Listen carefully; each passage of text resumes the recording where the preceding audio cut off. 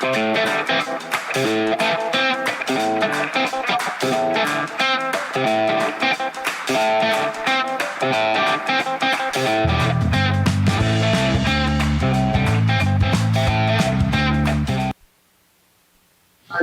everybody. We're back. It's Truth or Skepticism. It's Wednesday, September 6th. Can't believe we're into September already. Dylan, how art thou? I'm very good. I just picked up my Buy Chinese bumper sticker. I'm sure you're going to get yours pretty soon here as well. I'm sure you've heard about the new Buy Chinese movement. I'm sure you're familiar. Sounds very rebellish. What is the new Buy Chinese movement? What is this all about? It's a mandate from Xi Jinping out of Beijing. You may have heard of him. Oh. And he's made a requirement that if you are a state employee of China, which I am not, but just out of solidarity, that you must buy Chinese product. If you're going to have a phone and you're a Chinese state employee, that you must buy a Chinese-made phone, which at first baffled me because every phone is made in China. If anybody's paid attention to Foxconn, it's not like Apple or Samsung or anybody. All the phones are made in China. It's just the design royalties, I guess, that get separated to different from one country to the next. I don't know of a Chinese phone, but it sounds cool. What? Yeah, Huawei is a Chinese phone. Oh, Huawei, sure. Yeah. You know Huawei. They took that one lady hostage in Canada. Remember they took her? There's a whole thing with the Huawei lady. Yeah. And it's like, and then they banned Huawei from America because the Chinese are spying on you. They're looking at your trades before you make them. So now anyway, the Chinese are running with a Buy China strategy. And some friends of mine, whose names I shan't reveal, are suggesting that this is a desperate act, that this is that the Chinese are in the weeds, that it's not just a little real estate situation. That when the Chinese are coming out and saying, if you work for a Chinese government, it is illegal. You are banned, sir, from buying anything that's not a Chinese product. I mean, it's a little bit. It's a little bit out of desperation. But I mean, we do it here. Buy American. Buy American. We do say buy American, and we do say if you work at Coke, you better not drink Pepsi, and if you work at Ford, you better not drive GM, and if you work at Tasty, you better not have an account at Schwab. That's right. Exactly. I would seriously fire somebody. I would. Like if you were trading on, if you worked for us and you were trading on Interactive Brokers, I'd fire you in a heartbeat. And so if you're Chinese and you're running an Apple phone, but you work for the Chinese guys. So anyway, so the question is this sort of normal good corporate policy? You don't drink Pepsi if you work for Coke. Yeah. Blah blah blah. Or is this a sign of desperation by the Chinese? Are we? Is there more to be had here? I mean. I don't know. It's probably a little. It's probably. I wouldn't say it's a sign of desperation as much as I would say it's a little bit of a misguided PR campaign. Make America Great Again has not exactly worked, and I wouldn't say that Buy Chinese is going to work either. So, Buy American. It's okay. It sounded good. I mean, for corporations. I completely understand. I'm very hypocritical in this realm. And I'm dead serious about that. If you work for us, you better damn well use our technology. But I don't think I don't think as a national policy it works the same way. Meaning that, well, that's with that said, there's like procurement rules with the U.S. government where like, buy, if you're going to buy, I know, but you can take it to crazy extent, like, like travel in the U.S. Like, don't go anywhere. Like, we could go to crazy lengths. Where was that made? Is that they'll have a new word for it instead of eating vegan? It'll be like buying. There'll be eating American. Was that imported grain from Canada? I actually was in Italy last summer, and they overthrew the prime minister. Mario Draghi was thrown out in a weekend with a no confidence drama and all the things that they do. But the thing that really got it going was somebody started a vicious rumor that the Italians, because they were trying to paint Draghi as a globalist. He used to be like an ECB guy, right, works for the Americans, works for London, doesn't work for the Italians, all that stuff. So the rumor was that he was secretly allowing French cows to be used to make Italian cheese. And that finished him. Done. Oh God, I thought you were going to say French grapes to make Italian wine. No, yeah. that would have been worse than a no confidence vote. That would have been, they would have been, they would have gone, that could have provoked violence. This was just no cabs drove, no buses drove, no trains went, no planes went. But when you shut down the entire internal transportation infrastructure, as you know, by the time Monday comes around, there's no longer the guy who was the prime minister, or gal is no longer the prime minister, which is a European phenomenon, which I kind of appreciate. But yeah, the rumor was they were using French cows. Well, the good thing about America is we don't care if they make our hamburgers in China and ship them here frozen to McDonald's. We don't care. We're okay with that.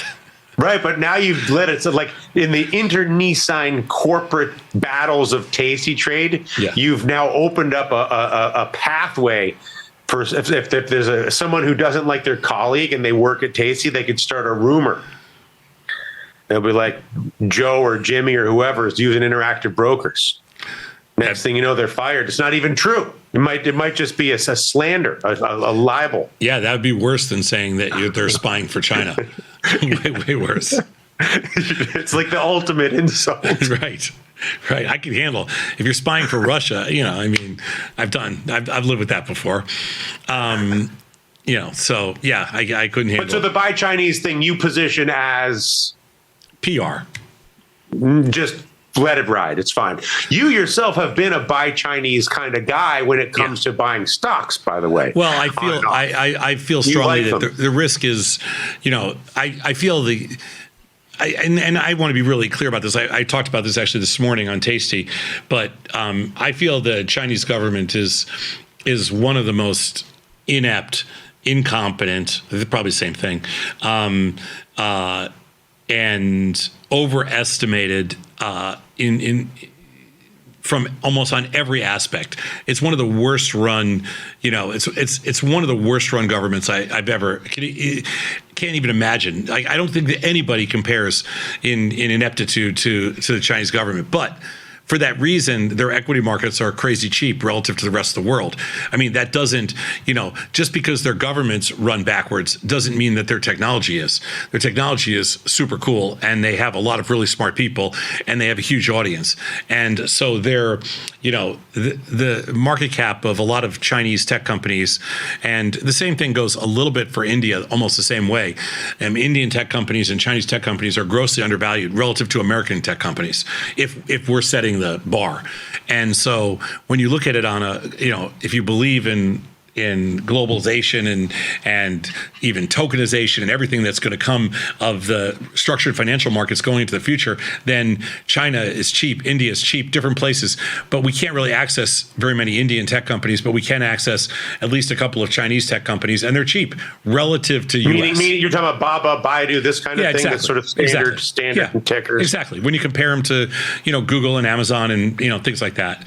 And so, and I mean, yeah, sure. Do you run the risk of what happened in Russia, where you had what I felt like was some really cheap, Russian tech companies, even though Russia's a fraction of the size and a fraction of the GDP, like 1/10 or whatever it is. But you did have cheap Russian tech companies in a very strong technical, economy. And, they turned out to be worthless because, Putin, as we always thought Putin was a complete idiot and was incompetent as well, as most dictators are. But we really didn't think that he would actually truly implode the entire economy. I doubt the same thing's going to happen to China, but that is a risk. What about India? India has similar. The name that pops to my head is Tata Motors, which I know is not a tech company. No, but I not do really. believe it's one of the few approachable equities in the entire nation Except state. that you would argue the same thing, that Tesla wasn't built as a tech company either, but it essentially is a tech company. I think in India they have very similar, they have a similar market structure to the U.S. In other words, they've tried to do their best job at kind of creating a second tier SEC and the same kind of a similar market structure and trying to make it very open, with an absolutely massive population. The problem is that it's, if we think we have income, if we don't think we have any kind of income diversification in this country, they really don't. The top of their funnel is, it's a billion to one heading the other way. So they have probably, I think that guy Ambani has most of the money. Well, yeah, I think it's about 1%, controls 1% controls 98% in India. So it's a little different, but they do have a lot of people that are, getting introduced to financial markets for the first time. They have whatever it is, 30 or 40 million people now that have brokerage accounts total. I think last time I checked, I think maybe it was like 30 million. So they're way up from tiny numbers a couple of years ago. So they are getting to the point where, people are at least, dabbling in their equity markets and stuff like that. Again, they're 10 to 20 years behind the U.S. and China's 10 to 20 years behind. So everybody that worries about this, oh my God, we're going to be overrun, blah, blah, blah, and all this, it's not going to happen in our lifetime. Although you are talking a bit like a BRICS investor out here today. I'm not talking like a BRICS investor. No. BRICS investing is they're it would be foolish to say that it doesn't exist. It would be foolish to say that it's not, potentially long-term, not necessarily a threat, but a long-term competitor. But I don't think there's any viability to it yet. Yeah, I think that's self-evident that there's no viability to it. I'm more speaking from an investment thesis on valuation. The fact that you're attracted to some Chinese or Indian equity. Would you buy a Brazilian equity just to finish the B in the BRICS, or not so much? I would be less interested. I do know that they have, that it's a growing marketplace. We did a show last week, 2 weeks ago on the road with the CME, and the guys that we were doing the show with from the CME were heading down to Brazil the day after our show to make presentations in front of huge audience on futures, and they have futures exchanges now, they have option exchanges, but again, they're if India and China are 10 or 20 years behind, Brazil's 30 or 40 years behind. They're not there yet. They're nowhere close. And meanwhile, in Europe, which is the most sort of advanced regulatory regime for technology that exists, or the worst. Or the worst. Well, it depends how you look at it. They're the most engaged, which you could interpret however you want. It's a free economy with the most. I would argue that Europe has the greatest access to capital when you compare it to India, China, or Brazil. They have the greatest access to capital. I would also argue that, unfortunately, they have regulatory situations and marketplaces that are so bad and so half-assed backwards that it's hard for me to picture how Europe can move even. I can't even see them taking 2 steps forward at this point. No country in Europe. Does that mean that their most recent rule basically trying to force competition with tech platform monopolies, do you think is misguided? Or does that mean that you think that the right to privacy, the right to the digital right to not exist? Why don't they have some name for it? No, I think that's low-hanging fit. I think that's low-hanging fruit. So I think the reason that they're going after the digital monopolies is because it is the easiest. It's the easiest target. It's a big dumb animal. Who's going to say what constituent of what politician or what government or whatever is going to say, oh man, don't go after the big tech monopolies? It's an absolute layup. It's free money. But does that make it a bad decision? Well, it makes it another in the long lines of idiotic priorities. Here you are, just think about the rest of the world for a second. So you look at the U.S., and the U.S. is over here, and we're essentially, whatever it is, 70, 80% of the global liquidity, not talking about markets, just liquidity. And everybody else looks at us and goes, I want a piece of that action. And so what do? They go out and go, okay, well, first we'll go after the tech monopolies. When you talk about prioritizing, what you're going to do. How does trying to curb the tech monopolies, which I know you're in favor of, along with everybody else. At the very least, the Apple App Store. I mean, everybody has their their pet. It's a free money. It's free money. It's easy. But I'm perplexed by why you find it so misguided. Because so what is success?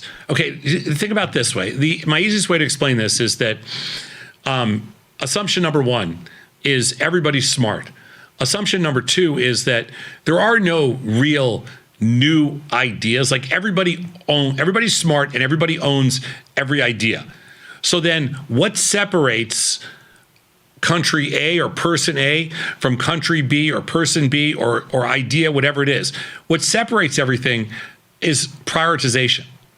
And so it's their inability to prioritize the difficult things that separate good countries, like with respect to how they build their economy. And the same thing goes for good companies. It's not like, hey, everybody at IBM is a dummy, so they let NVIDIA and they let AMD and they let all these other tech companies go in front of them. That's not the case at all. IBM has plenty of smart people. It's the management team prioritizes everything in such a way that they don't want to take the risk that these other companies took, and therefore they miss out on everything. It was the same thing that Microsoft did for 20 years before they figured out how to turn it around. It's this great companies, like you're sitting around looking at GM and Ford going, why did they let Tesla eat their lunch? And the answer is because Tesla prioritized something and went for it, and they did not have the ability to prioritize. They knew about it all along. They didn't have the ability to prioritize it. And so your point is that the ease, the silliness of going after the big tech monopolies is evidence of the terribly misguided priorities of the European government. It's called smart people, bad managers. So the problem with politicians is that they're not visionaries. The problem with politicians, the nature of politicians they're facilitators. So they're facilitating what they believe are the wishes of their constituents or their ability to get reelected. So they are facilitators. They are what we call operators. They actually are not visionaries. So that's why visionaries build this crazy cool stuff, and facilitators and operators, they just execute on what they think is the right thing, and their priorities are always off because they're always prioritizing based on something that somebody else wants that's not in any way, shape, or form visionary. So it's so easy to go after big tech companies because, Dylan, it's simple to make that your top priority because you cannot lose, and therefore you're essentially, you facilitate what you believe are the wishes of the constituents, and you get reelected because you did something. You went after the big tech companies. In the meantime, you completely missed the market, and everything, the whole economy moved without you, and other places around the world, ate your lunch. Maybe, but at the end of the day, the tech platforms, the tech monopolies, unequivocally are strangling incredible amounts of innovation out of the marketplace that's not manifesting because of the stranglehold, the hammerlock, if you will, that Apple, Amazon, Google, Meta has on portions, if not entire verticals of the marketplace. The obvious thing being the App Store. That's a subjective assumption. There is you couldn't prove that for 1 second. I could argue, because you can't run two realities, but you can show that the number of new innovative companies that are emerging in those same industries is in decline, while there's an incumbent monopoly that continues to accrue more and more time, more and more minutes, more and more users. You could never prove that. You couldn't convince me of that. You could, though. You can, because you could look at the number of new codes that are created in a given industry 30 years ago, 20 years ago, 10 years ago, 5 years ago. If you just looked at the VC books. My point is that I believe there is merit in addressing the issues of the tech monopolies, and I'll use the App Store because I know it's the one thing that I know is particularly offensive to you. And so I will use that particular example of it. And you can't suggest that trying to diminish the influence of the App Store is a waste of time. I think it's very easy, and I think we would all be in agreement that yes, if one of the things that we could change would be, the App Store monopoly and some of the monopolistic attributes of and all the things that these huge tech companies touch. Sure, you can easily argue that, and it's probably parts of it are fair. The problem with it is, again, it's a bad priority to have because because there's just not enough evidence that suggests that it truly stifles growth. I don't think it does. In fact, if you looked at the U.S. stock market today and the valuation of the U.S. stock market, and specifically the valuation of tech companies in the U.S., it has never been higher in the U.S. as a percentage of market, as the market capitalization, the percentage of tech. The notional value of tech stocks as part of that capitalization has never been higher. And when you compare it to tech around the rest of the world that doesn't have that same monopolies sitting on top of them, they are grossly undervalued relative to U.S. companies. So I would argue. But of course, because they're monopolies. I mean, the definition of a monopoly is I control. Of course, my valuation is going to be. So Standard Oil had a high valuation. John Rockefeller had a high value. And when you control the entire market, like the high valuation is evidence of the problem, not the solution. I really believe that it's the easiest discussion topic, but it's the least valuable because there are so many other things. Like the whole world is behind because they don't understand the importance of liquidity, and they think that monopolies suck up liquidity when in fact they create liquidity. How does a monopoly create liquidity? Because monopolies bring and again, they're not true monopolies. You're talking about them as they are monopoly, but they're not really monopolies, and they just look like them because they're huge size. They're $1 trillion companies, but the reality is they bring players in. They bring everybody. They set the bar. And anytime you set the bar higher, it's you're saying that the extreme success of those monopolies fills the room with speculators because they too would like to play. Yes, at that table. Because that's exactly what happens. Because that's why, for example, that a couple of years ago, if you had said that there's going to be a football team in the National Football League in the U.S. that's worth $1 billion, everybody would have laughed at you. And now you can't buy something that's even garbage for less than $6 billion because they set the bar. All they do is continually set the bar higher, and it's just that's the nature of we all sit there and go, hey, you know what? There's no way the Dallas Cowboys are worth $5 billion. Yeah, they're not. They're worth $10 billion. But I guess my point is there's no way that Tesla's going to be worth $500 billion. No, it's not. It's worth $1 trillion. And this just raises the value of everything all over the world, and it creates this crazy amount of investment and speculative dollars that go chasing, either lookalike products or new ideas and all this kind of stuff. So, no, I'm going to argue that the value of monopolies is grossly or pseudo monopolies or something that looks like that is grossly understated, and the focus of breaking these things up for whatever reason is totally misguided as a priority. I'm not opposed to to putting some clamps on certain things and making it obviously you keep talking about the App Store, but yeah, that's a perfect example. But that should not be a priority for countries in the UK. They should be focusing on actually learning how to build markets that can attract liquidity so they can actually grow I mean, in the UK, you have indices right now that are down 20 and 30% year over year. You have that in all over Europe right now. You have small cap and large cap, or growth indices that are all down, as opposed maybe one's up and two are down, all this kind of stuff, because they really don't know how to grow their economies. This has nothing to do with what the App Store charges or what, Amazon's worth. Well, so then what do you speak as if you feel like you know the answer? Why is there a lack of growth energy not in Europe? Well, I mean, besides the idiots running the asylum, and that's easy to cast insults. I understand but what are the insults doing incorrectly? What would no. I don't want to do it in the negative. What could they do? What could they do to improve? They can focus on being proactive as opposed to reactive.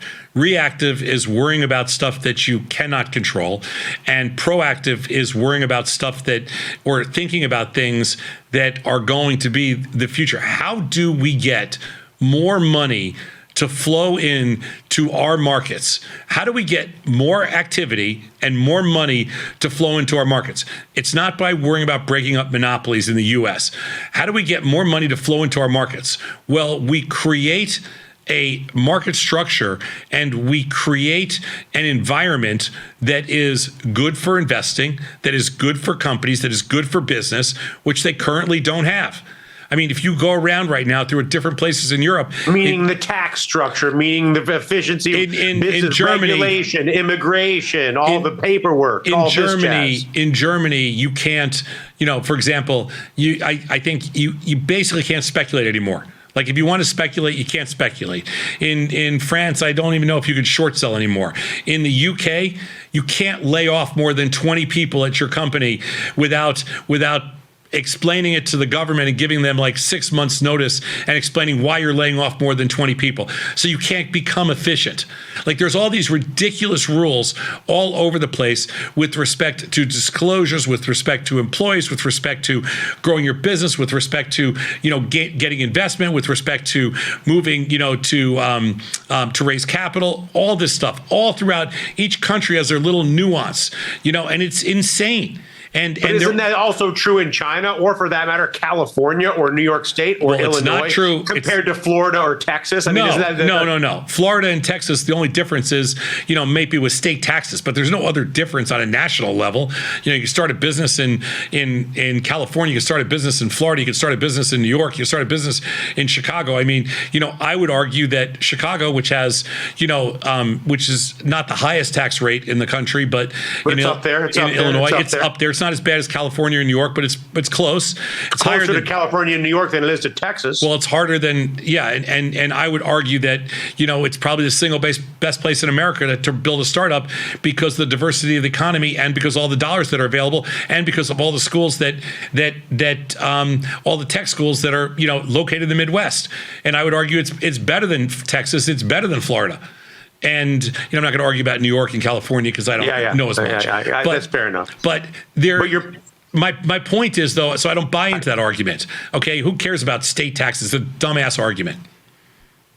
But your point is literally that the ability to fire people, the ability to restructure companies, and the ability to bring new fresh dollars into your exchange, whether it's in Frankfurt or in the obvious being London or Paris or which place do you think is more effed up, the European marketplace or the Chinese marketplace?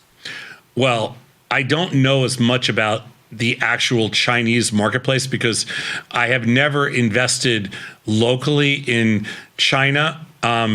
Obviously because I can't.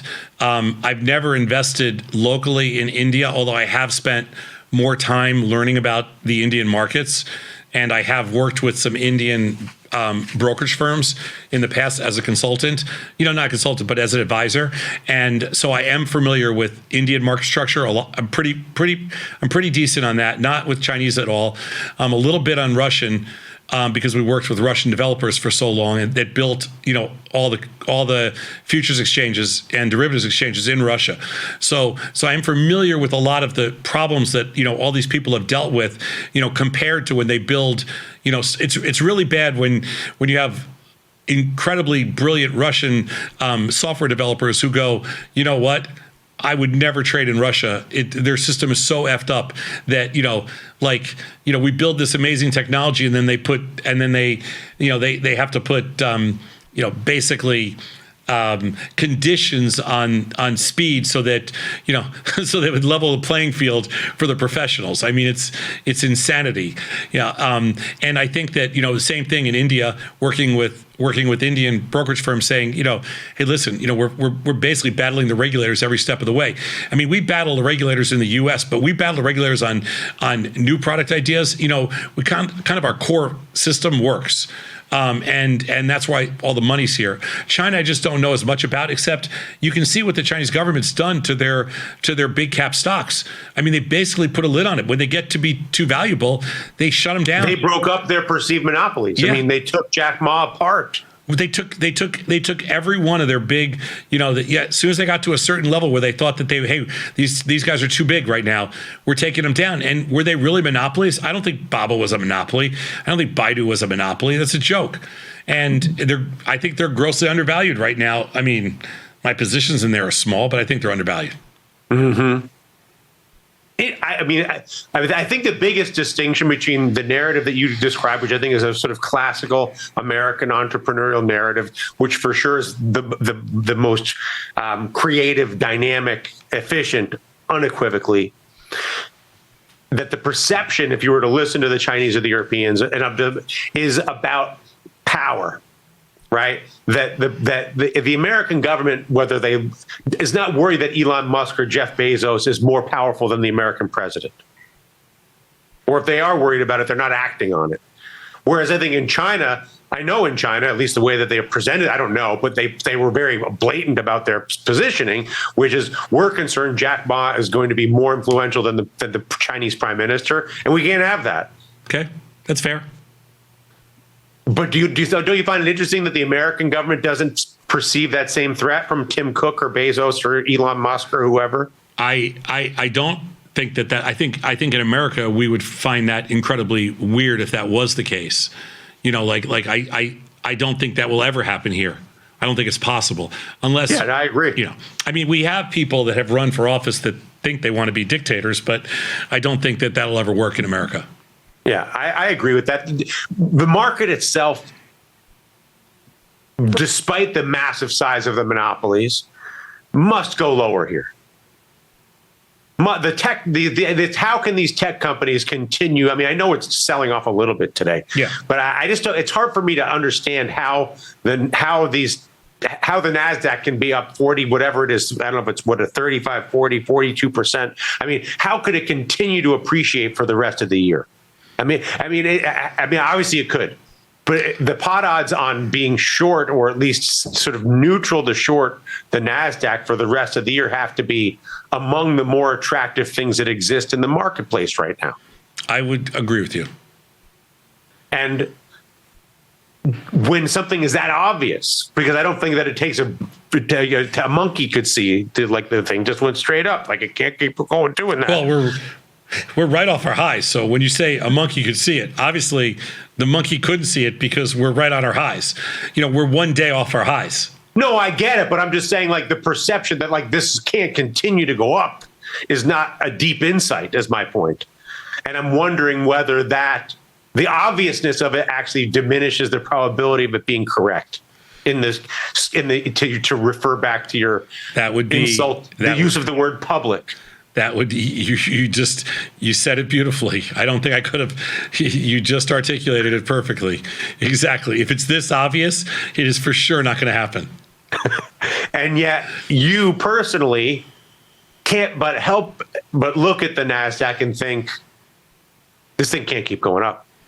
Yeah, I know. It's called the challenge of. That's what I love about this business, is that it's so simple yet impossible. It's like how do they say, hey, pick a side, and every time you pick a side, you're wrong. It's unbelievable. There's only two sides. You figure, hey, you know what? Over a course of, a year or so, a couple times I'm going to pick the right thing. A couple times, there's only two ways. And you have and you have mean reversion, and you have price extreme, which theoretically and you have pot odds, all of which theoretically are giving you an indication to be correct, and you're still wrong. Yeah, it's the most amazing game in the world because people think that there's all this crazy complexity to financial markets, but the reality is there's only two sides, and yet everybody's always wrong. How is that possible? Well, how is that possible? It's the beauty of it. It's freaking genius. It's the beauty of it. So you wrote a nice thing on your cherry bomb or your tasty bomb or whatever, your email, about you're pretty harsh about the savings account. I wouldn't even say, I don't want to mischaracterize it. I would say that you were more aggressive in trying to emphasize that the point of risk-seeking behavior is not capital preservation, but is capital appreciation. I wanted to be clear that I think that, 30, 50, 100 years ago, people used to think that the way to build wealth is to save. And I think we learned from examples like in Japan and in Germany where the savings is a way of life. They have a higher percentage of savings.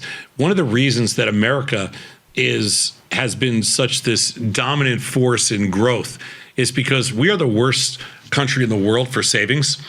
And we've never been, a country focused on savings, which I would argue is one of our strongest, one of the strongest kind of characteristics of our culture. And I think that, we confuse savings for a long time. We've confused savings with wealth creation. And I do not believe savings has anything to do with wealth creation. Savings is kind of just something, it's a subsistence thing. It's an easily repeatable thing. I think that the real key to wealth creation and the real key to success is your ability to take risk. And I think we miss that. So people look at the financial. Well, what do you mean when you say ability? I think it's hard. I think a lot of people will come to us and they'll say, you know what, I really want to trade.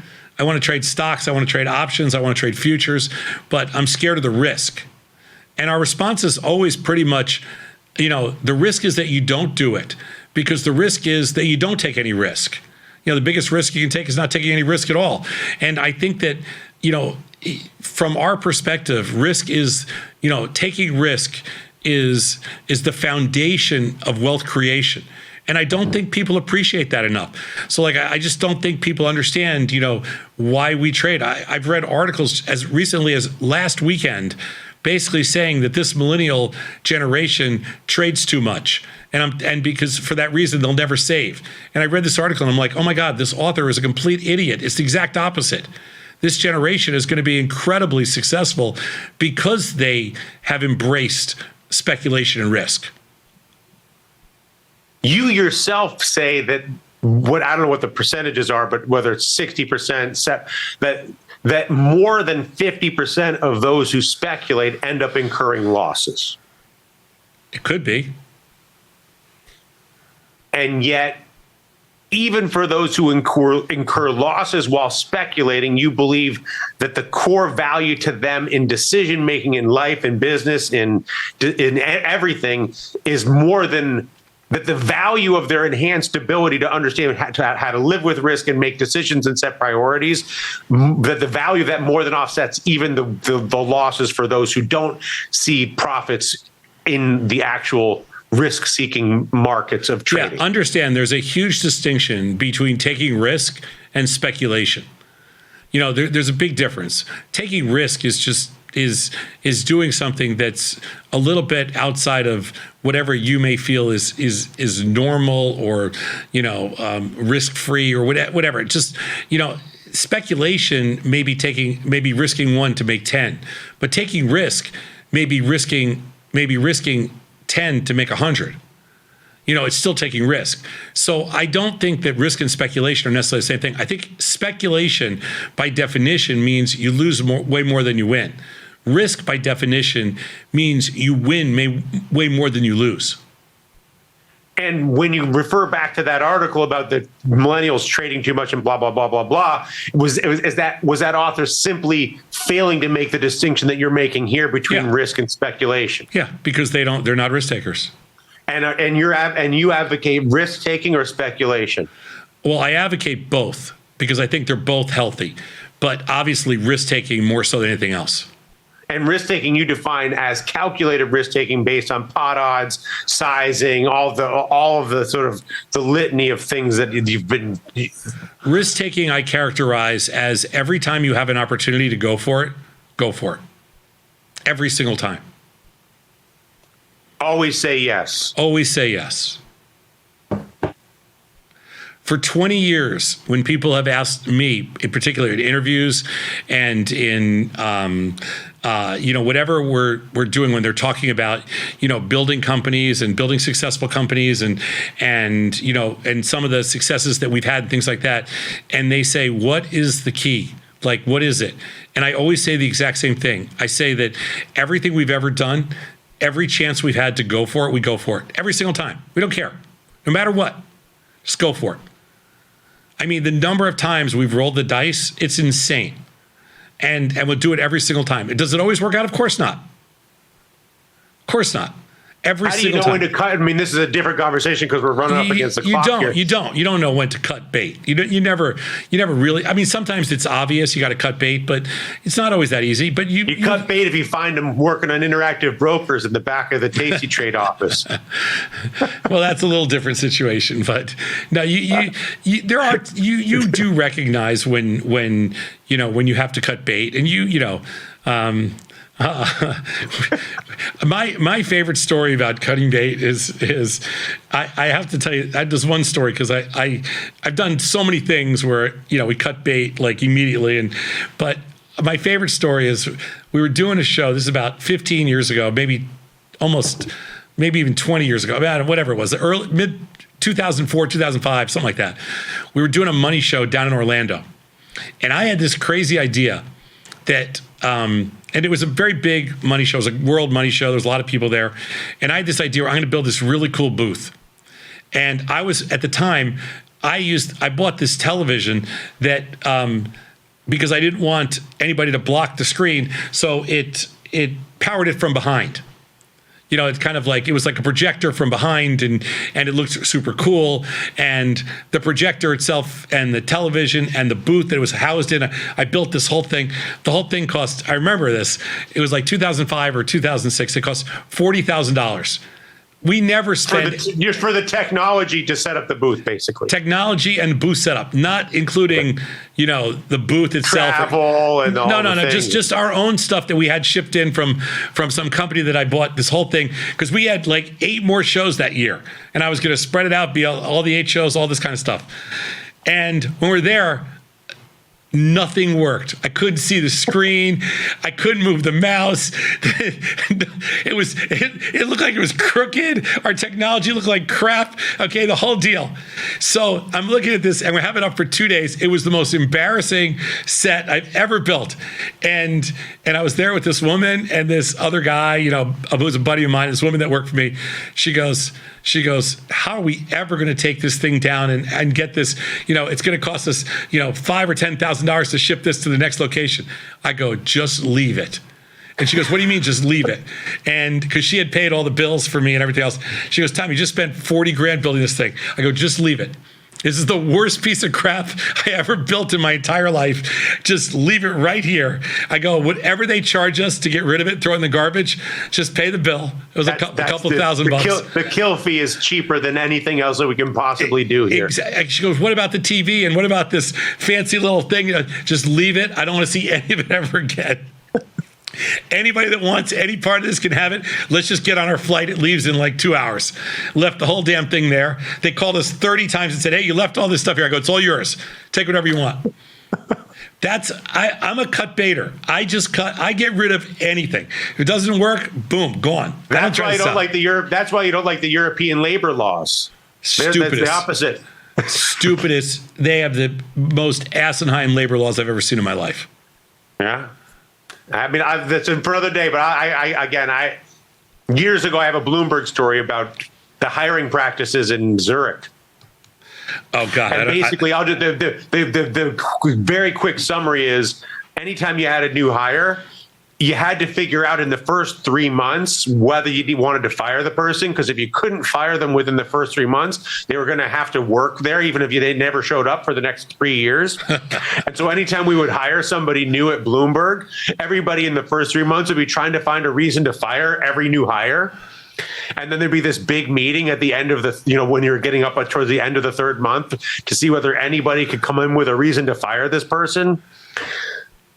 And then if you couldn't fire the person, then I mean, it's just the whole. But it's like the worst way to hire people, because like when you bring a new person on, you want to try to give them like a little bit of leeway, give them some rope. You want to have them learn. These are all great examples. They're great examples. They're just yeah, there's certain things we do right in America. They're like, we got to fire this guy. I'm like, you got to fire this guy. He moved him from Arizona with his family and his 3 kids. Like, he made one mistake. Like, if we don't fire him now, we'll never be able to fire him. What Elon Musk did in Twitter, you can't do that anywhere else in the world.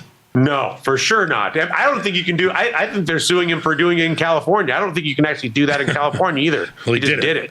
Yeah, but he'll pay the lawyers and figure it out later. I'm Tom Sosnoff. He's Dylan Radigan. This is Truth or Skepticism. Thank you so much for spending the last 45 minutes with us. We do this every Wednesday at 1 p.m. Central Time. Good discussion, Dylan. See you next Wednesday. And I'm on overtime on Wednesdays now with Chris and Ilya.